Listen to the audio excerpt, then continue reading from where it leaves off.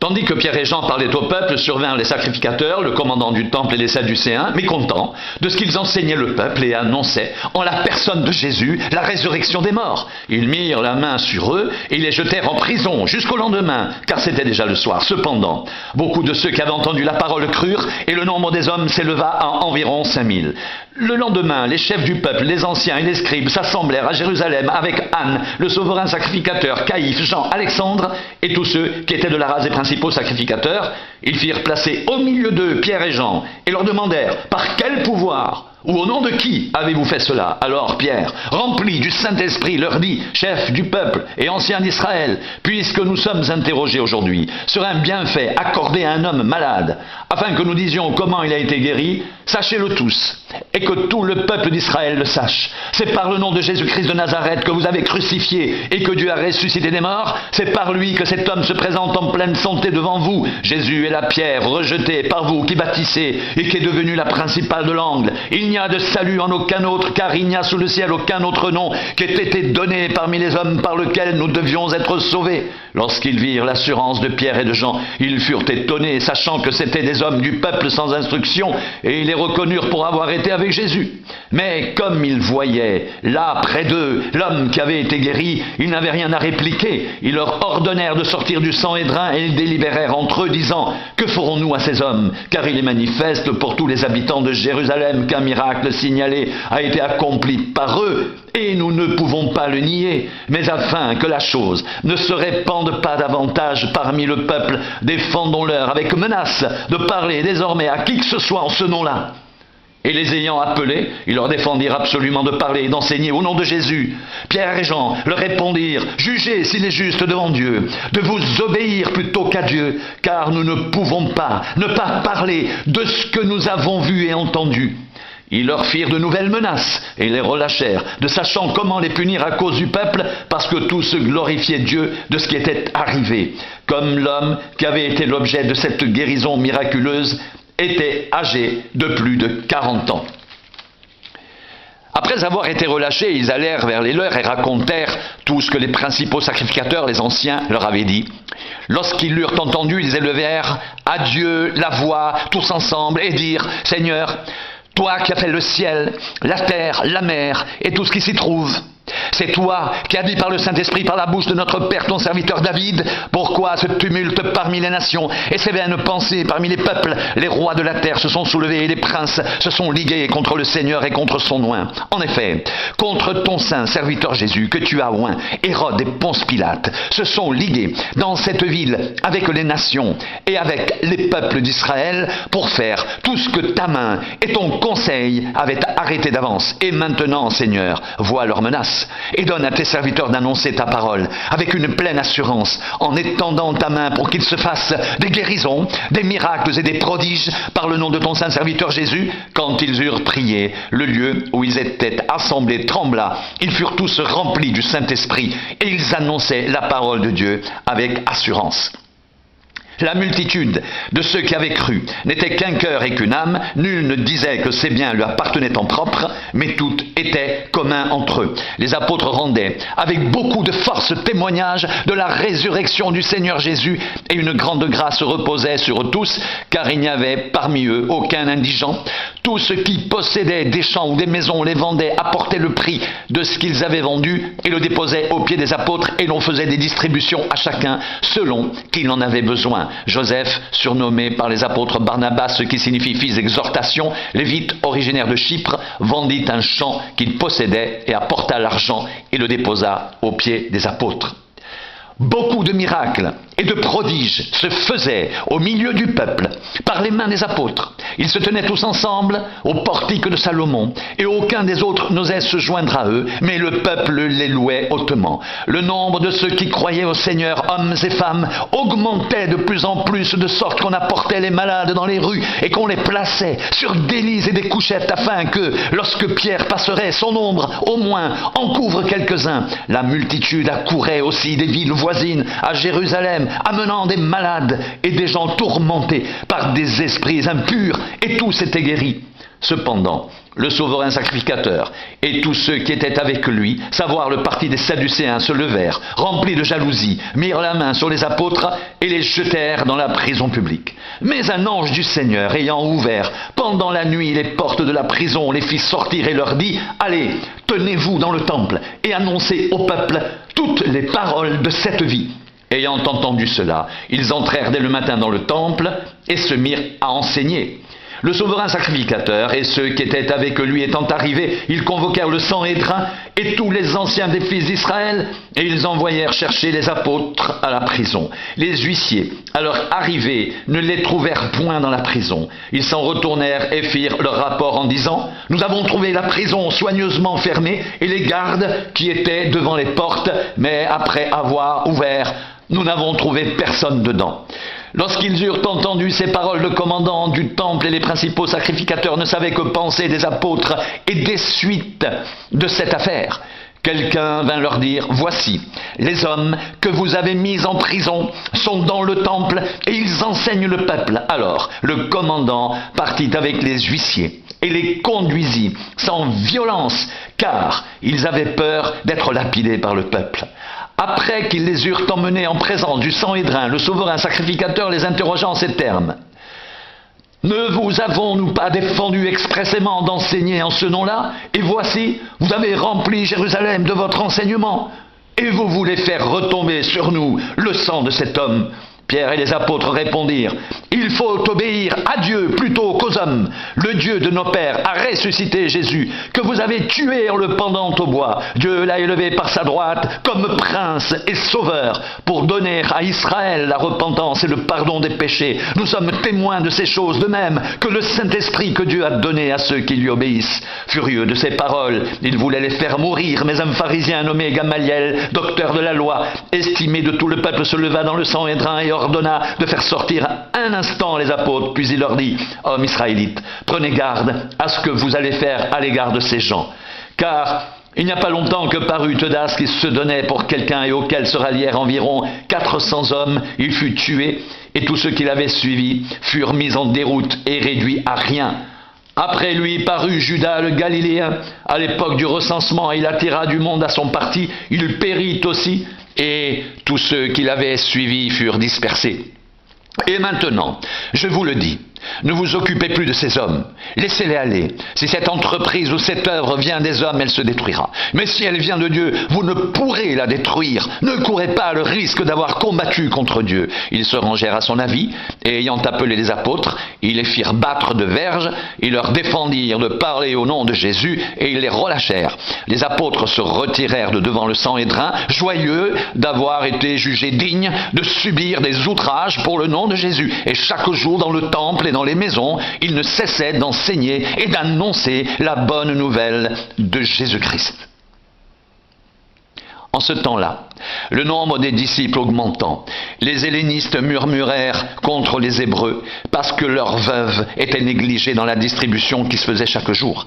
Les 12 convoquèrent la multitude des disciples et dirent: « Il n'est pas convenable que nous laissions la parole de Dieu pour servir aux tables. C'est pourquoi, frères, choisissez parmi vous 7 hommes de qui l'on rende un bon témoignage, qui soient pleins d'Esprit Saint et de sagesse, et que nous chargerons de cet emploi, et nous continuerons à nous appliquer à la prière et au ministère de la parole. » Cette proposition plut à toute l'assemblée. Ils élurent Étienne, homme plein de foi et d'Esprit Saint, Philippe, Procor, Nicanor, Timon, Parménas et Nicolas, prosélytes d'Antioche. Ils les présentèrent aux apôtres qui, après avoir prié, leur imposèrent les mains. La parole de Dieu se répandait de plus en plus. Le nombre des disciples augmentait beaucoup à Jérusalem et une grande foule de sacrificateurs obéissait à la foi. Étienne, plein de grâce et de puissance, faisait des prodiges et de grands miracles parmi le peuple. Quelques membres de la synagogue dite des affranchis, de celle des Cyrénéens et de celle des Alexandrins, avec des Juifs de Cilicie et d'Asie, se mirent à discuter avec lui. Mais ils ne pouvaient résister à sa sagesse et à l'esprit par lequel il parlait. Alors ils soudoyèrent des hommes qui dirent: Nous l'avons entendu proférer des paroles blasphématoires contre Moïse et contre Dieu. Ils émurent le peuple et les anciens et les scribes, et se jetant sur lui, ils le saisirent et l'emmenèrent au Sanhédrin. Ils produirent de faux témoins qui dirent: cet homme ne cesse de proférer des paroles contre le lieu saint et contre la loi. Car nous l'avons entendu dire que Jésus, ce Nazaréen, détruira ce lieu et changera les coutumes que Moïse nous a données. Tous ceux qui siégeaient au Sanhédrin, ayant fixé les regards sur Étienne, son visage leur parut comme celui d'un ange. Le souverain sacrificateur dit: les choses sont-elles ainsi? Étienne répondit: homme frère et père, écoutez, le Dieu de gloire apparut à notre père Abraham lorsqu'il était en Mésopotamie, avant qu'il s'établisse à Charan. Il lui dit: quitte ton pays et ta famille, et va dans le pays que je te montrerai. Il sortit alors du pays des Chaldéens et s'établit à Charan. De là, après la mort de son père, Dieu le fit passer dans ce pays que vous habitez maintenant. Il ne lui donna aucune propriété dans ce pays, pas même de quoi poser le pied, mais il promit de lui en donner la possession ainsi qu'à sa postérité après lui, quoiqu'il n'ait point d'enfant. Dieu parla ainsi: sa postérité séjournera dans un pays étranger. On la réduira à la servitude et on la maltraitera pendant 400 ans. Mais la nation à laquelle ils auront été asservis, c'est moi qui la jugerai, dit Dieu.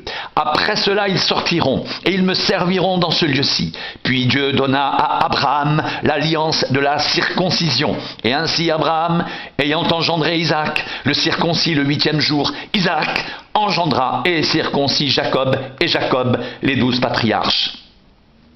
Les patriarches, jaloux de Joseph, le vendirent pour être emmenés en Égypte. Mais Dieu fut avec lui et le délivra de toutes ses tribulations. Il lui donna de la sagesse et lui fit trouver grâce devant Pharaon, roi d'Égypte, qu'il établit gouverneur d'Égypte et de toute sa maison.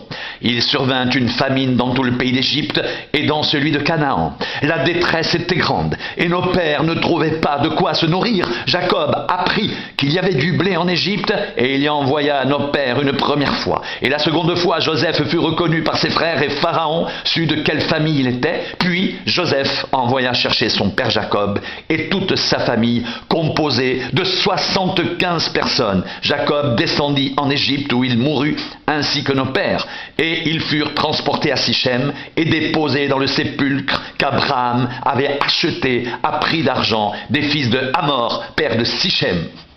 Le temps approchait où devait s'accomplir la promesse que Dieu avait faite à Abraham, et le peuple s'accrut et se multiplia en Égypte jusqu'à ce que parut un autre roi qui n'avait pas connu Joseph. Ce roi, usant d'artifice contre notre race, maltraita nos pères au point de leur faire exposer leurs enfants pour qu'ils ne vivent pas. À cette époque naquit Moïse, qui était beau aux yeux de Dieu. Il fut nourri 3 mois dans la maison de son père, et quand il eut été exposé, la fille de Pharaon le recueillit et l'éleva comme son fils. Moïse fut instruit dans toute la sagesse des Égyptiens, et il était puissant en paroles et en œuvres. Il avait 40 ans lorsqu'il eut à cœur de se rendre auprès de ses frères, les fils d'Israël. Il en vit un qu'on outrageait, et prenant sa défense, il vengea celui qui était maltraité et frappa l'Égyptien.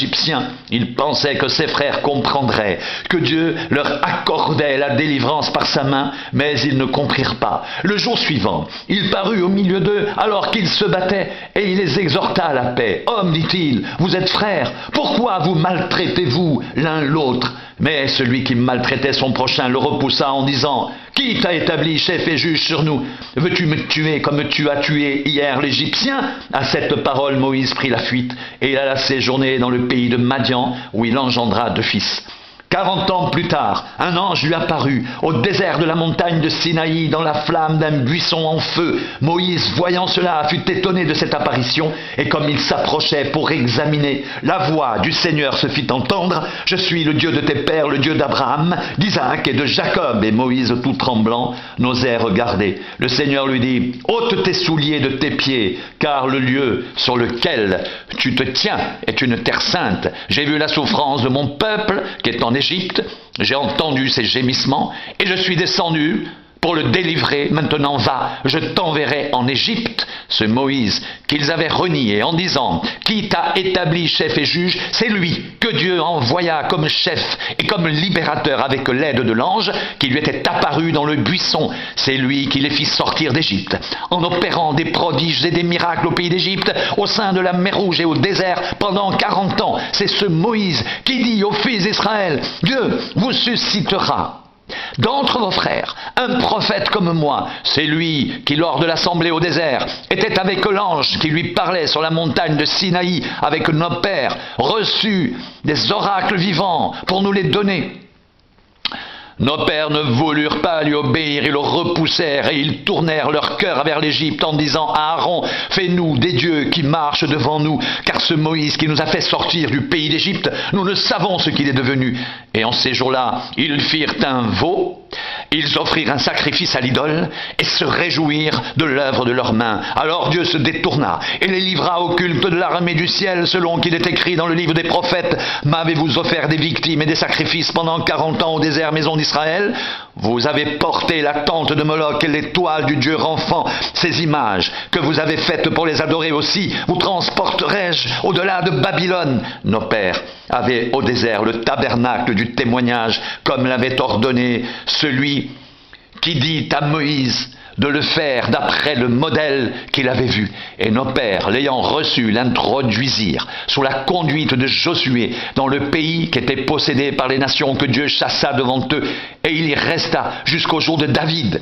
David trouva grâce devant Dieu et demanda d'élever une demeure pour le Dieu de Jacob. Et ce fut Salomon qui lui bâtit une maison. Mais le Très-Haut n'habite pas dans ce qui est fait de main d'homme, comme dit le prophète, le ciel est mon trône et la terre est mon marchepied. Quelle maison me bâtirez-vous, dit le Seigneur, ou quel sera le lieu de mon repos? N'est-ce pas ma main qui a fait toutes ces choses? Homme au cou raide, incirconcis de cœur et d'oreille, vous vous opposez toujours au Saint-Esprit. Ce que vos pères ont été, vous l'êtes aussi. Lequel des prophètes vos pères n'ont-ils pas persécuté? Ils ont tué ceux qui annonçaient d'avance la venue du juste, que vous avez livré maintenant, et dont vous avez été les meurtriers, vous qui avez reçu la loi, d'après des commandements d'anges, et qui ne l'avez point gardée. En entendant ces paroles, ils étaient furieux dans leur cœur, et ils grinçaient des dents contre lui. Mais Étienne, rempli du Saint-Esprit, et fixant les regards vers le ciel, vit la gloire de Dieu, et Jésus debout à la droite de Dieu, et il dit, voici, je vois les cieux ouverts, et le Fils de l'homme debout à la droite de Dieu. Ils poussèrent alors de grands cris, en se bouchant les oreilles, et ils se précipitèrent tous ensemble sur lui, le traînèrent hors de la ville et le lapidèrent. Les témoins déposèrent leurs vêtements aux pieds d'un jeune homme nommé Saul. Et il lapidait Étienne qui priait et disait, Seigneur Jésus, reçois mon esprit. Puis, s'étant mis à genoux, il s'écria d'une voix forte, Seigneur, ne leur impute pas ce péché. Et après ces paroles, il s'endormit. Saul avait approuvé le meurtre d'Étienne. Il y eut ce jour-là une grande persécution contre l'église de Jérusalem, et tous, excepté les apôtres, se dispersèrent dans les contrées de la Judée et de la Samarie. Des hommes pieux ensevelirent Étienne et le pleurèrent à grand bruit. Saul, de son côté, ravageait l'église, pénétrant dans les maisons. Il en arrachait hommes et femmes et les faisait jeter en prison. Ceux qui avaient été dispersés allaient de lieu en lieu, annonçant la bonne nouvelle de la parole.